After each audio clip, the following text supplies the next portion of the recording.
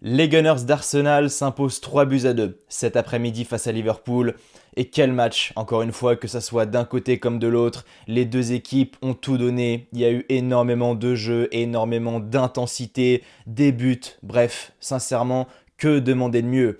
Et qu'est-ce que ça fait plaisir pour Arsenal? Alors, je suis pas pour Arsenal en première ligue, hein, mais ça me fait vraiment plaisir pour eux parce que quand tu connais les saisons galères qu'ils ont eues précédemment et que tu les vois là faire un début de saison absolument magnifique, 8 victoires en 9 matchs en première ligue, c'est juste exceptionnel. Bah ça fait extrêmement plaisir pour eux. Quand tu vois qu'il y a quelqu'un qui titille Manchester City, bah c'est vraiment satisfaisant quand tu vois que le championnat anglais n'est pas joué d'avance et n'est pas à 100% pour Manchester City, du moins en ce début de saison, bah c'est plaisant à voir parce que la saison dernière ça s'est joué à ça pour City, mais c'est Liverpool qui les accrochait. Là Liverpool bah, sont totalement décrochés, hein, on va pas se mentir, ils font un début de saison assez compliqué, les Reds de Liverpool.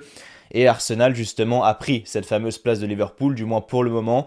Donc j'espère qu'ils vont continuer sur cette lancée parce qu'ils le méritent vraiment. Et ça me fait plaisir pour Arteta, le coach d'Arsenal, parce qu'il était énormément critiqué à l'époque. Et plus le temps passe, plus il prend des décisions fortes, mieux c'est pour cette équipe, donc c'est vraiment cool. Là cet après-midi encore une fois, elle arrive à faire déjouer cette équipe de Liverpool, elle arrive à déjouer le plan de jeu mis en place par Jürgen Klopp.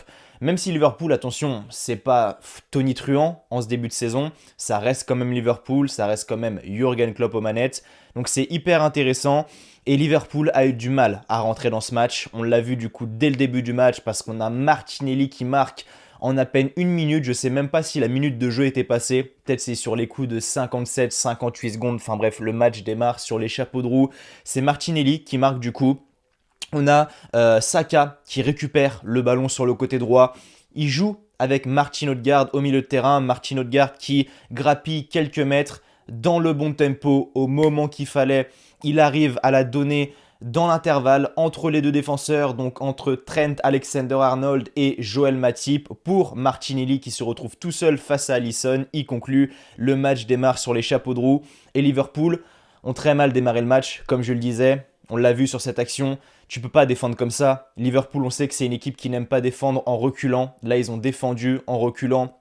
Matip était pris, Van Dijk, bon, il était un peu plus sur le côté, mais bref, même Alexander-Arnold, il reculait, il reculait, il reculait, et c'est problématique, et le match a très bien démarré pour Arsenal, donc bah, tant mieux pour eux. Même si, attention, juste après le but, on a eu une action un petit peu litigieuse, hein. On a une phase offensive menée par Liverpool, je sais plus qui est au départ de l'action, qui c'est qui centre, mais bref, il y a un centre, c'est touché de la main par Gabriel dans la surface de réparation. L'arbitre ne siffle pas penalty alors que le ballon est clairement touché de la main.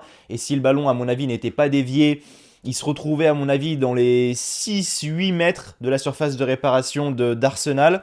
Donc je vous avoue que j'ai pas très bien compris cette décision. Maintenant, bah voilà, j'ai envie de dire tant mieux pour Arsenal. J'ai l'impression que tout allait dans leur sens en ce début de match. Mais malgré cette main, Liverpool n'ont pas lâché. Ils ont continué à produire du jeu au milieu de terrain, à jouer sur la largeur. Et ça a payé à un moment donné, effectivement, parce que on a une grosse volée d'Alexander-Arnold qui surpasse le milieu de terrain d'Arsenal, la défense d'Arsenal. On a Gabriel qui, donc on a un ballon en hauteur, on a Gabriel qui essaye de dégager un petit peu. Il se foire complètement, Gabriel, c'est-à-dire qu'il arrive à toucher le ballon du bout du pied. Sauf que ça permet à Luis Diaz de partir en profondeur. On a Saliba qui essaye de le rattraper, mais tu parles, Luis Diaz, il va beaucoup trop vite. Il centre pour Darwin Nunez, pardon, qui fait un magnifique appel. Il la pousse au fond des filets, ça fait un but partout.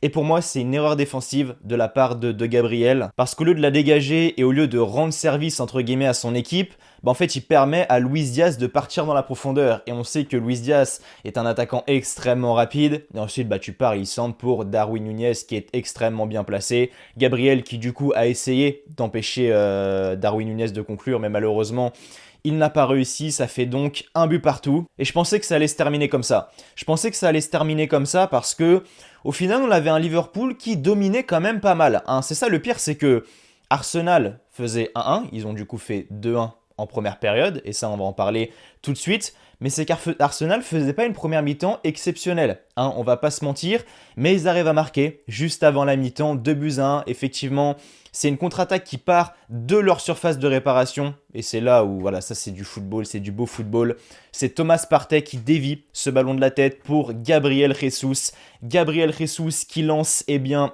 j'ai son nom ici, qui lance Martinelli, qui vient fixer Henderson, Martinelli qui centre pour Gabriel Jesus qui était au départ de l'action, il a fait une course mon pote, il a traversé tout le terrain pour être là à la conclusion, même s'il n'y est pas vraiment parce qu'effectivement on a Martinelli qui centre et Gabriel Jesus, il a tout vu avant tout le monde, il voit Saka dans son dos, il laisse le ballon passer entre ses jambes, toute la défense de Liverpool est surprise, Saka n'a plus qu'à la pousser au fond des filets, ça fait 2-1 et c'est magnifique en fait. Bravo donc du début de l'action jusqu'à la fin. Bravo de la part de Thomas Partey, déviation de la tête pour Gabriel Jesus, bravo à Gabriel Jesus pour la passe pour Martinelli, bravo à Martinelli pour la fixation pour le centre, bravo une deuxième fois à Gabriel Jesus parce qu'il laisse passer le ballon entre ses jambes, il a tout vu avant tout le monde, il a pris l'information, la prise d'information dans le football les amis. C'est quelque chose d'essentiel. Et ensuite, Saka, à la conclusion, ça fait 2-1. Et c'est magnifique. Donc bravo de la part d'Arsenal. Très bon match de Thomas Partey, je trouve. Là, comme je le disais, il est vraiment au départ de l'action sur le deuxième but d'Arsenal. Et je trouve qu'il a fait un bon match cet après-midi. Thomas Partey, encore une fois, très très bon à la récupération, à la relance. Extrêmement intéressant également dans ses appels.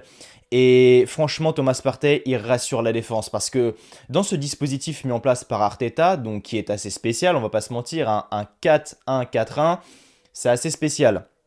Mais Thomas Partey, c'est vraiment du coup le patron et la personne qui doit rassurer le milieu de terrain et la défense parce qu'il est vraiment entre les deux, effectivement. Et aujourd'hui, s'il passe à côté de son match, ça peut avoir un impact énorme pour Arteta et son équipe.